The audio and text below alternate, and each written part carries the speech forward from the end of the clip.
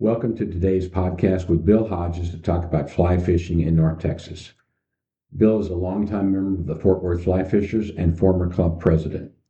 He has also been a volunteer educator for Texas Parks and Wildlife, helping educate Texans about the sport of fly fishing and increase fly fishing opportunities in Texas. Welcome to the podcast, Bill. Bill, can you tell us a little bit about yourself and what your background is? Well, I'm a 83-year-old South Texas, eighth generation Texan, and my Abner Lipscomb, my uncle, was the first Supreme Court Justice in Texas in 1846, so I'm very proud of that. I moved from Southeast Texas in 1965 up to the Fort Worth, Dallas area, and I've been here, I've been in other places throughout the country, but this is my home now, and I don't intend to move. How long have you been fly fishing and how did you get started in the sport? I've been fly fishing for 41 years, and I age that based on my employment with Mayo Medical Laboratories in Rochester, Minnesota, where I met the lab director there, who happened to be a fly fisherman, and we would go fly fishing in the southeast Minnesota, northeast Iowa rivers, which are pretty good up there for trout, but not the world's greatest trout. But that's how I got started, and I have enjoyed doing that ever since. Got off to a rocky start, but then I learned a little bit more about what I was supposed to be doing, and now I'm real happy with what became of that. Well, I know there's a lot of opportunities for fishing and fly fishing in particular in Minnesota and Iowa. My wife is from Iowa, and I spent a lot of time of my youth in the Midwest. So I know that there's a lot of fishing there and a lot of opportunities, and it's a good way to cut your teeth on fly fishing because you're going to learn a lot and have a lot of fun. Tell me about how you became involved with Fort Worth Fly Fishers and what you've done with the club over the years. Actually, I was invited by Stephen Woodcock to come work with him at Backwoods on 7th Street in Fort Worth. I had retired in 2007, and 3 years later, in 2010, is when I went to work with Stephen. He helped me really get involved in selling fly fishing gear, lining up reels for people. And I did that, and that was 16 years ago. So that's how I got involved, I guess, through Stephen Woodcock, who also had a very nice clinic that he put on for people who wanted to pay $50 for a 8 a.m. to noon fly fishing lesson, where you learned all about casting, entomology, what type of flies to use, etc. So I learned a lot from Stephen. Well, I know that the Backwoods was a real popular place. Unfortunately, it's no longer in existence, and now we have to look for other stores to serve our needs. How do you think fly fishing has evolved over the years with not only the Fort Worth Fly Fishers, but in North Texas in general? I think the movie A River Runs Through It got a lot of people interested in fly fishing, and even though we're in landlocked Fort Worth, there are so many fly fishers that are in Fort Worth and the Dallas-Fort Worth area and southern Oklahoma that are quite interested in it. And a lot of people think that high country must be the place to fish for trout, and you only fish for trout and beautiful scenery up in the mountains, which is totally false. We catch bass down here in Texas. We go to the coast, we catch redfish, we catch trout there, and it's a very, I think it permeates the state very well. And north central Texas is pretty much the same for everybody. In the past 15 years, I can tell you this, that when I became president in 2013 of Fort Worth Fly Fishers, we had a membership of about 270 people, which was very large at the time for Texas clubs for fly fishing. And now we have over 325 members, which tells you a lot about interest in fly fishing. And so we think that fly fishing is here to stay. A lot of people don't realize, what fly fishing is all about. But I think thanks to this movie with Brad Pitt and currently the Madison, which is on the TV now, has inspired a lot of folks to get into fly fishing. Okay, that's great. And tell me a little bit about the kinds of fishing that were early on for people in North Texas who are associated with the club and other areas around here that have evolved over time. I think that most people started spin casting, bait casting. We call that casting lead, whereas they were fishing for not trout per se, but mostly bass and bluegills. It evolved into fly fishing, as I said before, of the interest that was stimulated in the past over TV, movies, what have you. So I think it's evolved. Certainly, it's not nearly as popular as regular, what I call spin casting fishermen, because they're the ones that make up the vast majority of fishermen, probably in Texas and everywhere else. But fly fishing is really taking on its own right now, and I'm real pleased that our club has been there to help folks get into it via our mentoring programs, our education, and our meetings, our once a month meetings in Fort Worth. Well, I know that people who want to fish for trout, surprisingly, can actually fish for trout in Texas. Texas Parks and Wildlife does a trout stocking program throughout the state every spring, winter and spring, which allows a lot of people to catch trout, keep trout. Those trout you want to keep because otherwise they won't survive when the water gets warmer.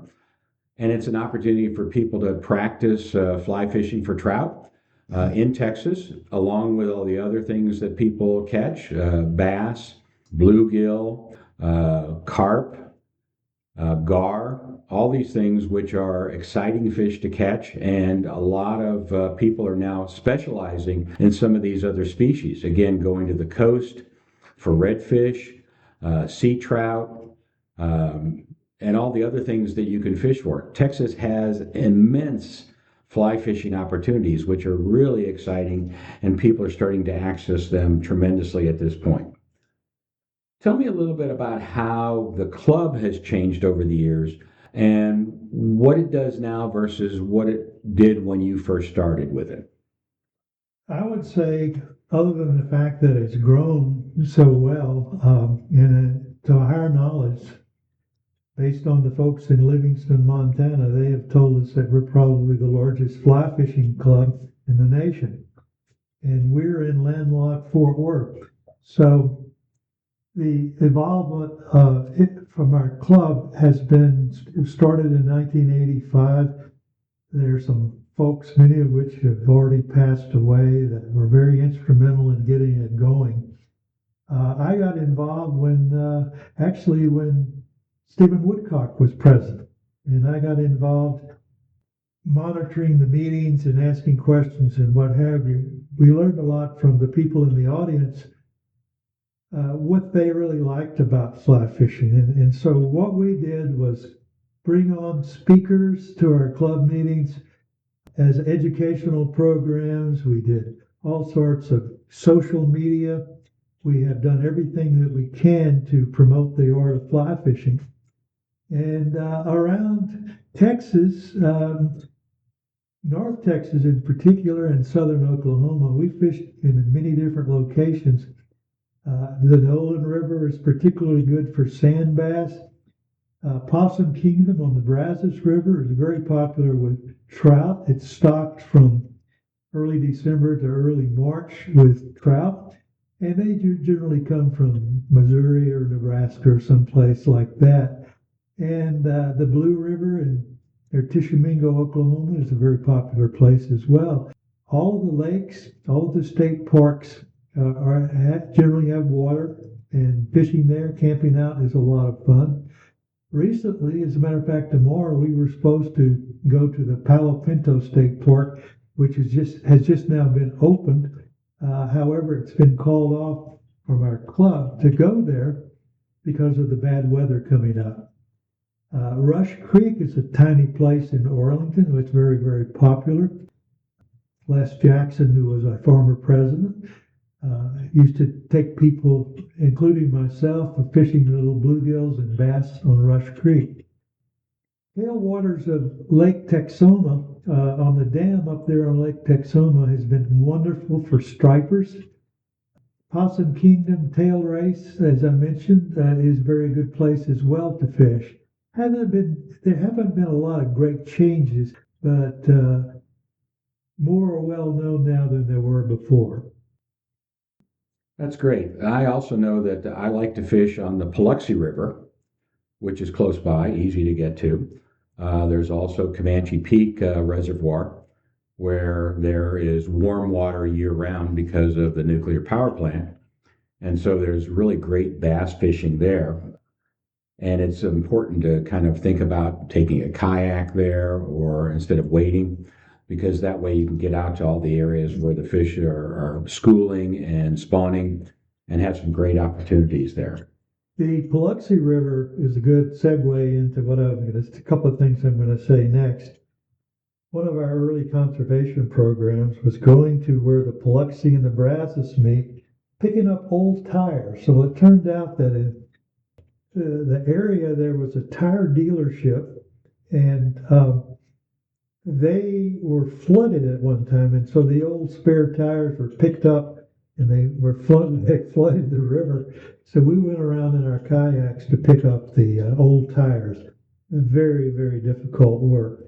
The second thing about the Paluxy is that I've always been impressed with reel recovery. That's spelled REEL, like a fly reel. And they educate cancer patients that have hopefully been cured or suffering through cancer now. And on the Paluxy, we would put them up, or I should say Reel Recovery would put them up, thanks to contributions from clubs like ours. And they would learn how to cast and fly fish right outside their lodge. And so that's what kind of that's what reminded me a lot about the Paluxy River. Never can think of the name of the little town there. Glen Rose? Glen Rose.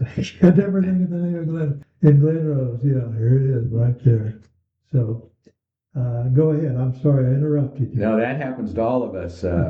As we get a little longer in the tooth, we all start to have a little bit of name problems at Yes, times. we do. And the Paluxy is really nice because there's so much of it that's accessible to people. Speaking of real recovery, that's an important thing that's been developing for helping cancer patients. But there's also a lot of opportunities now and organizations that have been developed for helping veterans to deal with PTSD and other problems that result from their military experiences. And we've really come to learn that fly fishing is not only a lot of fun and educational and enjoyable being out in the country, but it's also healing because it heals people from a lot of the problems that they have, where you can get out there in solitude, sort out your thoughts, sort out your feelings, and kind of commune with nature in a way that isn't available for a lot of us in our other aspects of life. Yeah, I'd like to comment on that. Very good point.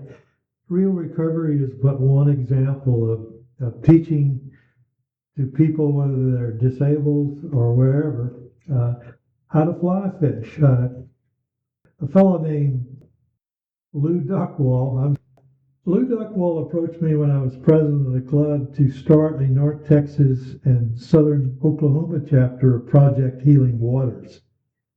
And I was able to have the club sponsor him there. And so he started that Project Healing Waters with a $5,000 donation from his wife, and both are veterans. And eventually, Project Healing Waters got to be a little bit too political for Lou Duckwall. And so he started the only chapter of Patriot Anglers, which I'm a very active member with. And he actually leads that along with several other people.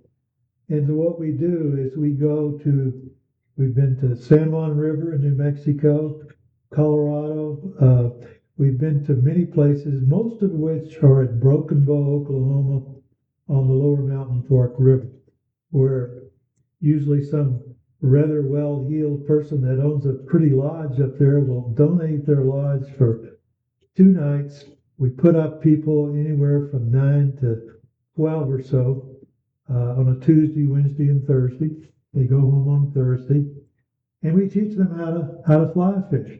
But the real advantage of that is that they get together with their peers who all these are disabled veterans for the most part, and they get together with their peers after we so-called guides leave them, and they talk among themselves, and it just opens their eyes wide open that they're not the only people suffering from what they did, and that fly fishing in a beautiful location like up in Oklahoma is really, really what they need. We have trained over 2,000, I think closer to 3,000 people since 2013 in all sorts of locations, but primarily up on the river in Oklahoma, just outside of Hockatown, which is near where they stay. So we're real proud of that. We've also trained firemen and policemen too. The one coming up this month in April is going to be soldiers from Fort Hood, and so I was not able to make that particular one coming up, but I've been a volunteer over the years, and it gives me great pleasure to do that, along with helping them learn how to tie flies, and they enjoy doing that as well. I know the club has also been heavily involved with Texas Parks and Wildlife and the Tarrant Water District for increasing fishing opportunities, education, habitat, and stocking programs over the years. Can you talk a little bit about how those organizations have interfaced with the club and what kinds of things have been done over the years with them? Sure. Texas Parks and Wildlife has been so involved in fishing per se and fly fishing throughout the state of Texas. One of our members is Kira Kwong. She represents them, and she has invited us many times to Lake Athens up there at the fish hatchery, teaching skills like casting and fly tying. She's used people like myself who can train people in doing that. Trout stocking at Possum Kingdom Dam, and in the Brazos, anywhere in the Brazos River, actually anywhere in the state. They've come a long way representing fishermen as well as hunters in the state of Texas. So I know that there are a lot of stocking opportunities that Texas Parks and Wildlife does. And you can look those up on the Texas Parks and Wildlife website. They give a list of locations and dates for stocking, also providing the number of fish that are going to be stocked in those areas on those dates. So if you really want to get a heads up on getting out to fish, look at the website and see where they're going to stock, when they're going to stock, what they're going to stock with, and then target your fishing for that. And I might add to that, and this has happened to me twice now. I've been on the Brazos River and the Blue River in Oklahoma on the day of the stocking. And we went up there because we knew it was going to be fish stocking, but never go into the water on the day that they release these poor little trout from Nebraska or Missouri or wherever, because they're so shell-shocked they will not take anything. Wait till probably 3 days after they stock before you go there. And it's funny to feel them hitting your boots, hitting your feet if you're wet wading, and not be able to catch them. They're just all around you and you can't do a thing about it.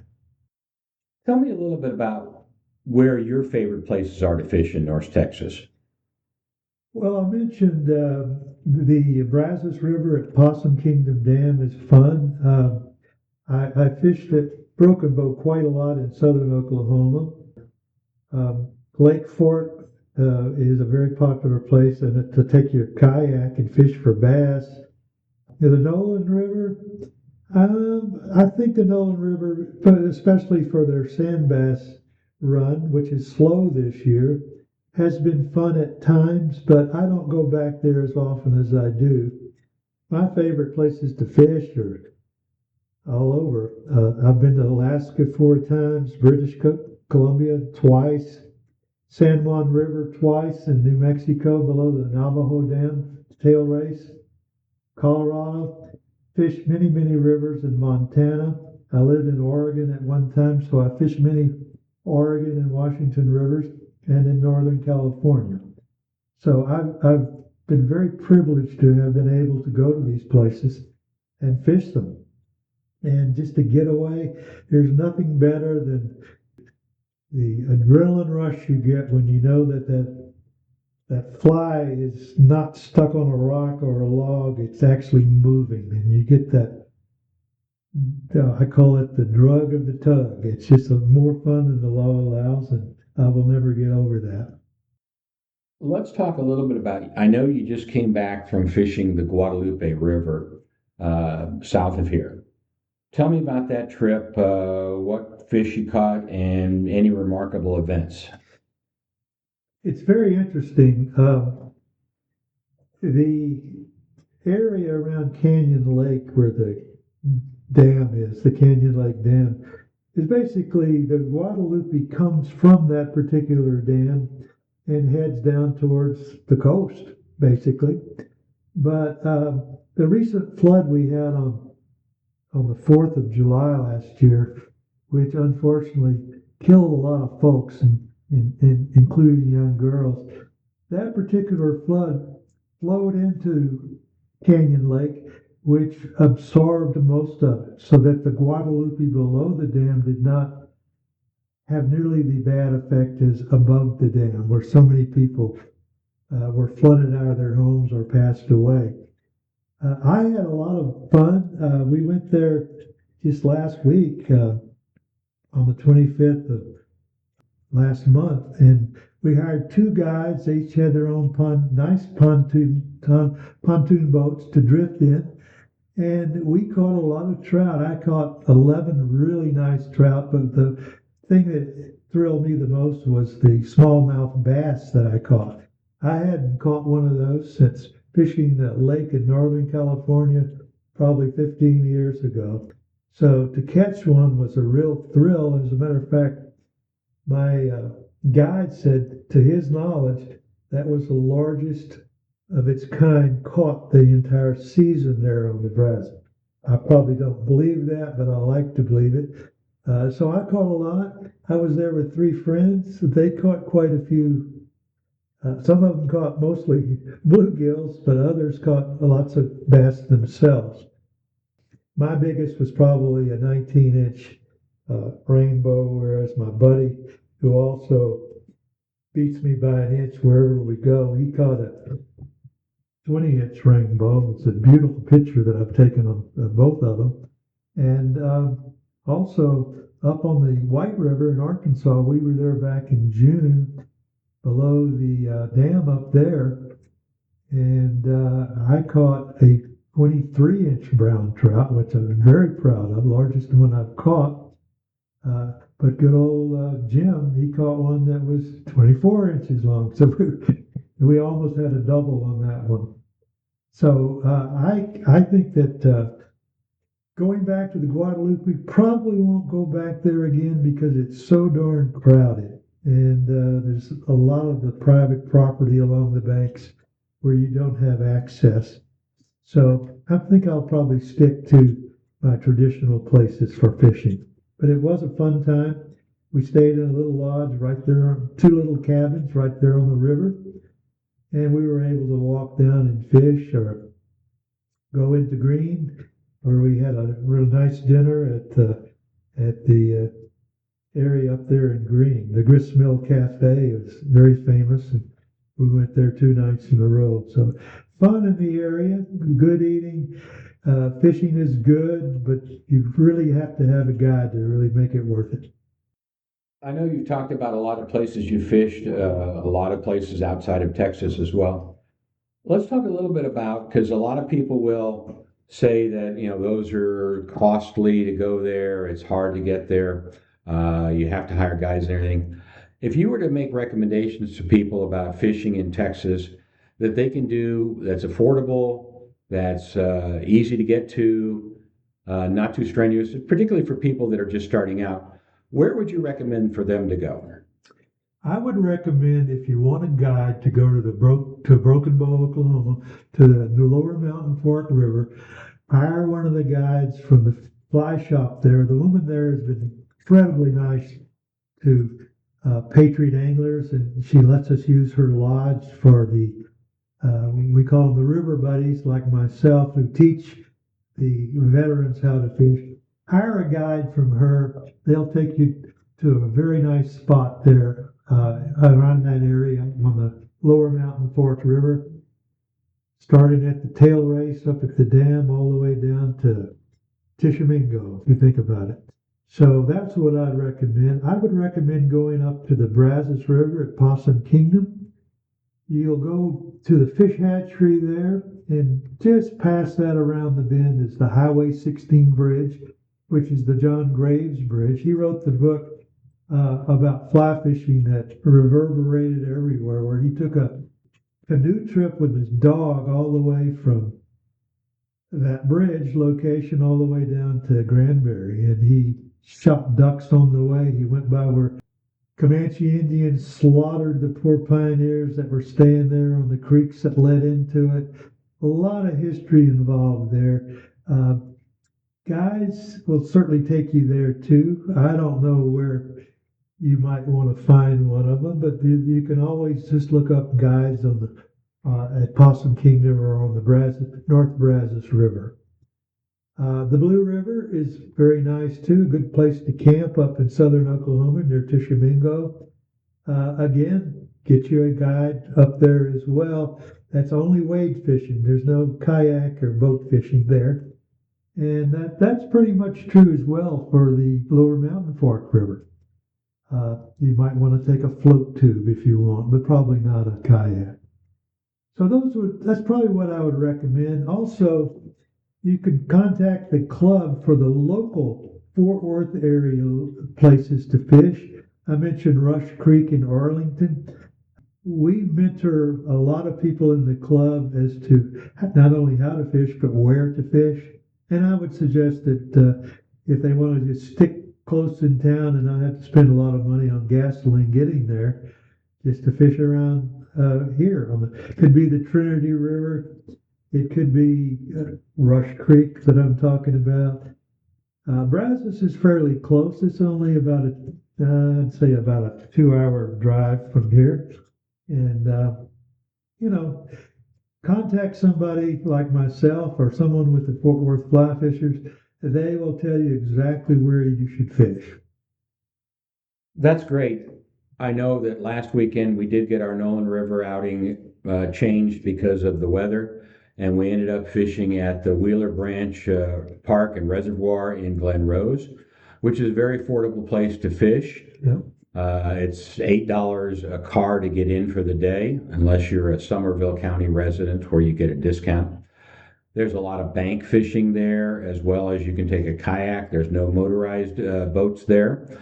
I know that several of our club members caught probably between the 3 or 4 of them, they caught at least 3 dozen bass on that river, and it's a lot of fun or on that reservoir because they were using poppers, which are topwater baits, and catching a fish on a popper, watching it come up to you and take your fly is exciting, because that's the kind of the essence of fly fishing. That's the essence of the movies like A River Runs Through It and other places and other movies. So that's a great thing to do. That's a close area as well. I also wanted to interject there about the Red River below the dam near Eisenhower State Park on the Red River. Striper fishing there is spectacular. They open up the dam at certain times, let the water come out. The stripers during the striper season, the striped bass, can get up to 30 to 35 inches long. And the only downside is that it's very, very slippery. I generally take my float tube in case I slip on the rock subsurface, and I'll be caught where I don't hit myself. Like I did at the Guadalupe, I had to lose a whole day of fishing because after my guided trip, I slipped and fell, and it hurt for quite some time. Anyway, wanted to just tell you about that because it's not that far away. So Eisenhower State Park is where we kind of start, but just look for the tail race at the dam there, and you can park and walk down to the river. I know that the club now has a program of which they call fish camp, in which we have someone break up 4 quadrants around Fort Worth. So northwest, southwest, northeast, southeast, where we have a person who will actually organize fishing trips and fishing excursions in those areas that people can join us with. Those things are usually done monthly. So we try to have an outing every month, something locally, where those are pretty inexpensive. There are also ways that people are not overly taxed physically by the fly fishing activity. And you can get there in a short period of time, get home in a day, and have a great time as an outing with the club. So I think those are great opportunities as well. Well, Bill, we're kind of closing in on the end of our time today. Tell me anything else that you really think is important that people should know, either about fly fishing in North Texas, Fort Worth fly fishers, or any other things that you think are words of wisdom that people should have. I would go to our website, fortworthflyfishers.org, and take a look at some of the things that we offer that are current. We also have newsletters. We have lots of social media accounts that you can check us out with. But above all else, come to a meeting. We meet on the first Tuesday of every month. So our next one will be next Tuesday. And we generally meet from about 7 p.m. to 8:30 or 9. We always have a good speaker. We have fly tying lessons at the top if you want to check out the fellow that does our fly tying, Michael Rios. And I would come to, you don't have to, it's a $40 a year per person to join, but you certainly can test this out anytime you want without having to pay anything. Certainly, we want you to enjoy the people you meet, and you will meet quite a lot of people. I've met so many lifelong friends through Fort Worth Fly Fishers than virtually any other place. So come see us and learn more about fly fishing. One last thing I want to talk about, because I know I've been the beneficiary of it. I know you do some artwork, some carvings. And just tell me quickly about what you do and how you got started doing that. I got started doing that about a year and a half ago, where I would carve fish. I would go to Pinterest and say, find a picture of a fish, and then I would do the diagram, the top and the side view, and then put that on some basswood, and then I would use a bandsaw to cut around the edges both ways, top and bottom, and what you get is a three-dimensional fish. And then from there you add the fins and the painting and what have you. I've done probably over 60 or 70 of those, and I give them away. I don't sell them. That's going to be my legacy when I die. At least the fish will hang around. I also tie full dress salmon flies, and I frame those and give those away. I name them and give them to people who want them, and that's a lot of fun too. I tie my own fishing flies, but the salmon flies I use very expensive stuff and beautiful feathers, to make those. Just recently, I carved the handle for the walking staff of my neighbor. He said, "This is just a plain old broomstick that I'm using with a suction cup on the end. Can you put something up there?" So I did an eagle for him. I did an eagle head, and I used a dowel and wood glue and put it together. And he said, "Well, it broke off after 2 days." And so he brought it back to me. And this week I got a much bigger dowel and drilled it into the top of the staff and into the bottom of the head, glued it in there, and it's very good right now. I've actually made earrings with feathers for the ladies out there and my daughters. I have 4 grown daughters and eight grandkids, 4 of which are granddaughters. So I really enjoy this. This is my hobby. My wife would kill me if I didn't have any hobbies. I understand that completely. And it just shows that members of our club are very diverse in their interests, what they do, and the things that surround fly fishing.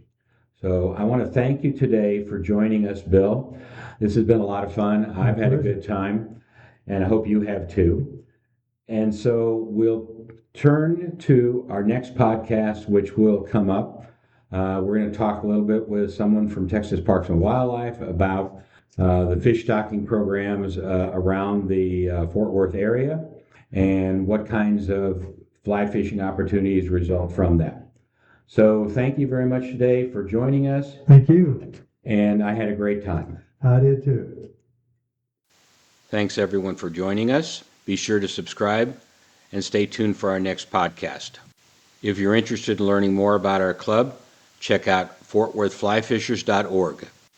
Fort Worth Fly Fishers is a 501c3 organization responsible for all content.